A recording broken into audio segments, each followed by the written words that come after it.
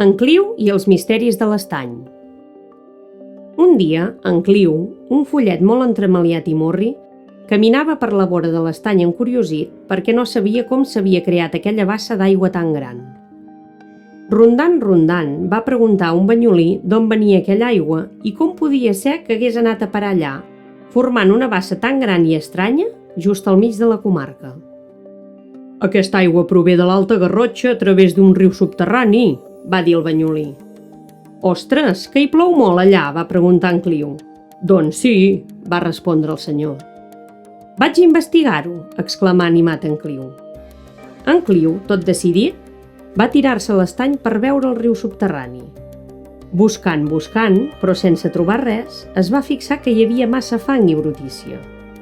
Quan va sortir de l'aigua, va anar a buscar el senyor que havia conegut feia poca estona i li va dir: «Hola, senyor, saps per què no puc veure el fons de l'estany?» El senyor va riure i li va respondre: «No siguis ruc, els rius subterranis surten de terra, per això es veu tot marró». «Oh, el meu somni no s'ha complert», va dir decebut i trist alhora en Clio.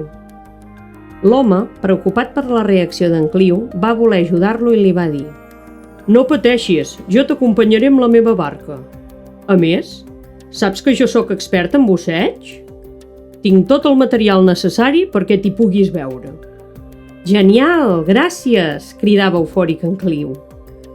En Clio i el seu amic, sense pensar-s'ho, van marxar junts fins a l'estany. «Va, espavila't, que marxem amb la barca!», va cridar el banyolí.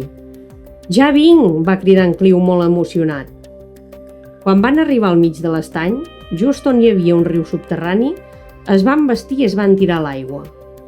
Quan el seu amic va començar a treure la pols marró amb un dels aparells que portava, en Clio es va emocionar molt i ràpidament va agafar la seva llibreta de detectiu. Llavors va començar a investigar. Va descobrir quin era el camí que seguia l'aigua, es va poder passejar pel riu subterrani, veure els animals que hi vivien, i un munt de coses més sobre el misteriós i preciós estany de Banyoles.